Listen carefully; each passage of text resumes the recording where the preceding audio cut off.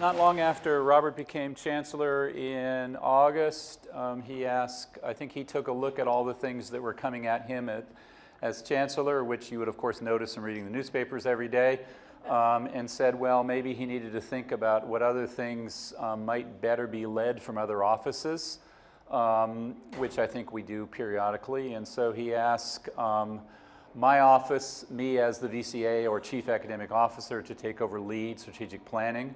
Not an atypical arrangement, and so that happened in a kind of early fall time frame. That coincided with the time when we needed to be developing a new strategic plan anyway. We were operating under a plan known as Achieving Our Destiny, which dates were 2010 to 2015.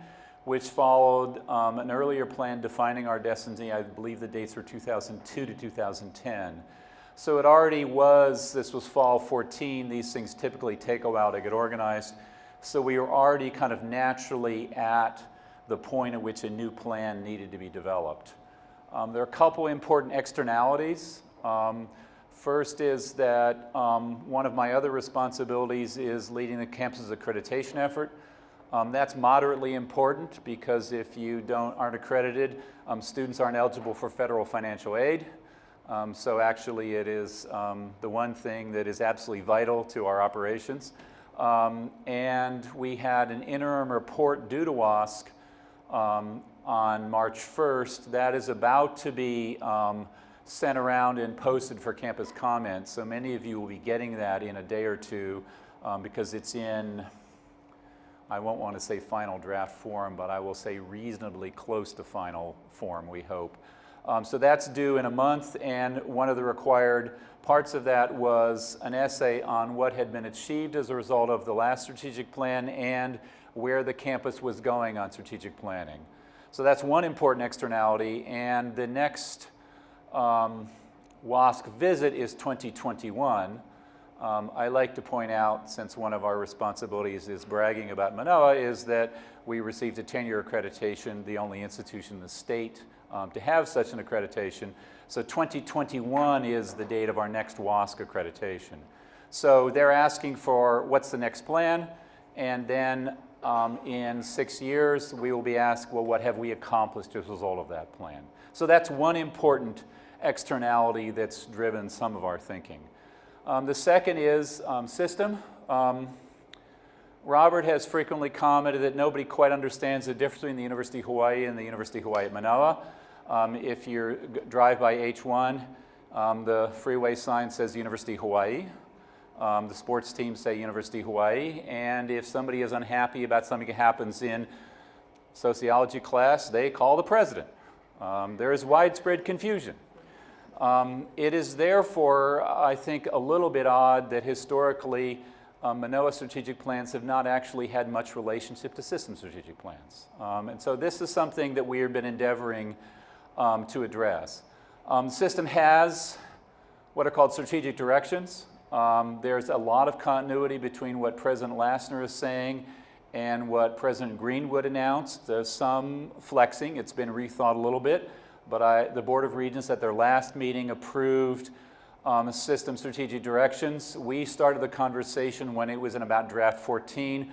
I think the final version they approved was, I think, 23, but it is now final. It's on the website. And what I want to do basically is walk through, let me turn this thing on. This is the world's weakest laser pointer, but let's see. It's not even showing up now. Does anybody see a green dot? Well, all right. Now it's working. Okay, so what's on the left is abbreviations of the 4 system strategic directions. And so in keeping with the notion that we ought to have a Manoa strategic plan that was synced with system strategic plans, we made a first fundamental decision, and this drives a lot of this, is that we would adopt and adapt the system strategic directions for Manoa. So as much as possible to sync them from the beginning as opposed to afterwards having to say, well, what's the connection between these two things? And I think so far, I think we have accomplished a lot in that.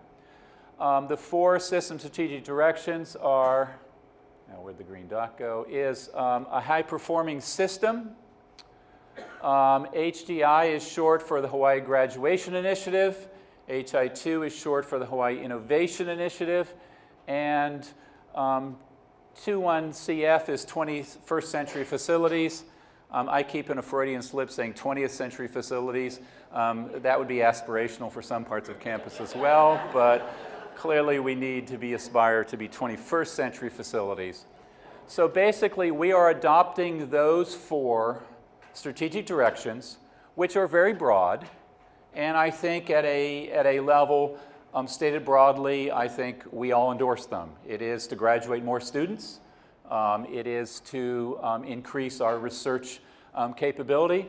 It is to improve our facilities, and it is to work well together as a system. What's the dislike about any of that? The devil will, of course, be in the details, or the God in the details, depending on who you quote. And so the second decision we made was that for each of these 4 system strategic directions, we would come up with 2 initiatives. An arbitrary number, but it's useful to be able to get the number of initiatives on at least 2 hands and not have to go down to your toes, because you can manage to do 6 or 7 or 8 things. You really can't usually manage to do 70 or 80 things. And so we attempted to try to basically crystallize a couple initiatives. What this means is there will be important things this campus is doing that are not in the strategic plan, because we're attempting to crystallize a couple key things. So the second column is basically the list of the Mānoa initiatives. And I mean, I can briefly talk about those. This is essentially attempting to encapsulate some of the things we already need to be doing. So just to go down to facilities, at the bottom, there's been a lot of talk about sustainability. There's been a lot of talk about trying to upgrade our facilities. Those are 2 very obvious, very clear goals or initiatives. So we basically then started moving over. There is a column that should be between initiatives and metrics. And when I went to GSO to talk about this was a question we got from GSO, question of ASUH, where are goals? Let's say you have an initiative about improving student success. Well, how are you going to measure that, and what are the goals going to be? We want a goal set later, and I can explain why. One of the challenges the previous plan had was that it was trying to develop a lot of metrics. And so we've tried to simplify the number of metrics. So in talking about something like student success, what's the sophomore retention rate? What's the 4-year graduation rate? What's the 6-year graduation rate? These are numbers we're already collecting. So to go down to sustainability, there are lots of other things we could talk about in sustainability, but there's a nice simple measure, which is how much are we paying for our electricity. And if you manage a budget on this campus, you know that's been one of the huge challenges in terms of a sustainable budget. So to try to identify metrics that we're already using, that are meaningful, and that are fairly simple. These will evolve, but this was at least a first stab at some metrics that would indicate the kind of thing we're thinking the initiatives are going to be working on. Then I think the challenge sometimes people have is it's really easy to come up with good ideas. Who's responsible for implementing them? And so what we've tried to do is identify a lead or 2 leads. Today under essentially a recruitment admissions goal, which is number 4, we actually now finally have 3 leads. I think that's the largest number. And the idea is somebody needs to be responsible. So if we're trying to fix up our facilities, who's the major person responsible for that? All right, Steve Meter, sitting in the back, all right? Talking about graduation rates, who's the major person responsible? That's me. And so if we set some goals and we have clear metrics and we don't meet them, then we have someone who is, in a sense, responsible for meeting those goals. And in I think, previous plans, there were a lot of good ideas. They didn't necessarily tie back to someone who said, yeah, I'm responsible for this. That doesn't mean they are the only person responsible. Every single person teaching on this campus helps to contribute to student success. So there's no claim here that this is somehow unique. But nonetheless, in campuses as complex as this one, it helps to say, okay, this person is actually the person who we are going to deem as responsible for this. Then in each of these cases, we want to have what we want to call a task force. We've played with this terms a little bit. This is kind of the new term. In some of these cases, there are already existing bodies. So Steve is the chair of the Campus Facilities Planning Board that is responsible for looking at major proposals on campus buildings. We used to have a committee on enrollment planning. We've now split that into two. SURGE, which stands for Committee on Student Engagement, Retention, and Graduation, is sort of half of the Committee on Enrollment Planning. Meeting on retention and recruitment, it's been formed. We had our second meeting yesterday. Roxy Shabazz and Lori Idetta in her second day as Vice Chancellor for Students, and Christina Ani. Actually, Roxy, you're now, no, Christina's the most senior person in those roles in at 7 months or 8 months, our co-lead in terms of a series of recruitment initiatives, and that will be a new committee that is being formed. So in each of these committees, there will be, there's one exception to that we can note, but there will be representations of all the shared governance entities. There will be a Manoa Faculty Senate representative picked by the Senate. There will be a GSO rep. Our GSO rep on the Strategic Plan Committee, Jonathan was, oh, there he is, okay. There will be an ASUH rep. So each of these committees will have formal representation from the governance groups. The potential exception to that we can get to in a minute, which is the second one on the list. We sort of need to sort of think about that a little bit.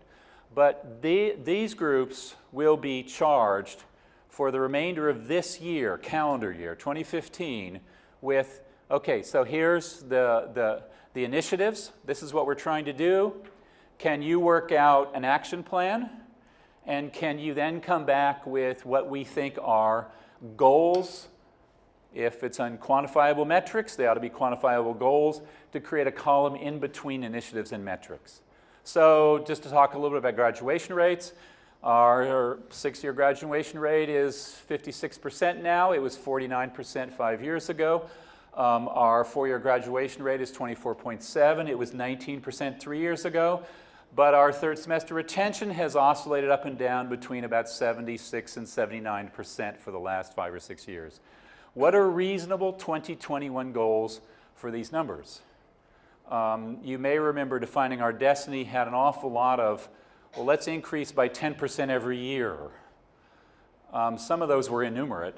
In other words, they were mathematically impossible. But in any case, that's too easy.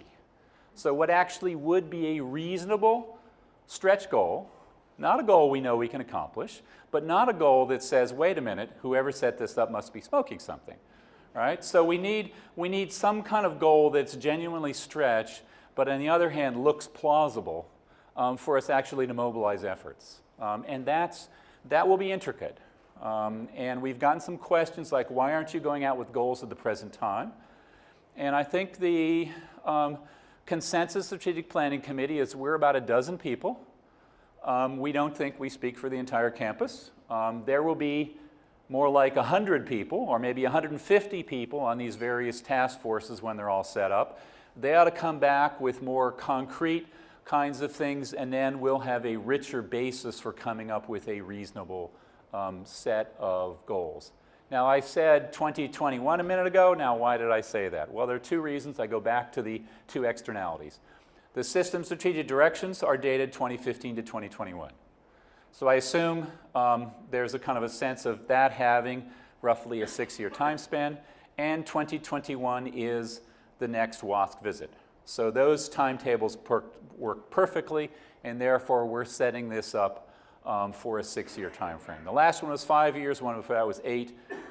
You know, there's no set a perfect timetable for these things, but 2021 seemed like a reasonable basis going forward. Let me say a little bit about the process, where this conversation goes, and let me turn it over to David. We have consulted fairly broadly on campus. The Faculty Senate voted to endorse the plan at the last meeting. The GSO voted to endorse the plan at the last meeting. ASUH has come back. I've had an initial meeting with them. They came back with a number of questions. There don't seem to be any major reservations. The deans have endorsed it. The chancellor's endorsed it. So we believe by the end of this month we will have had sort of formal buy-in from the relevant bodies. I think there's some when we talked to the regents in November, December, they seemed interested in hearing about it at a meeting later this semester perhaps. So we believe we're close to basically saying we're good to go on this. This is not a strategic plan. This is a roadmap on how we're going to get to a strategic plan. And so beneath this matrix will be the various implementation plans that the work groups will come up with. They will develop it across the year, and then this will kind of, underneath this will be those plans. Once it's endorsed by the Strategic Planning Committee, some of those may go back out to governance organizations. So in a year, we will have really a highly developed concrete plan.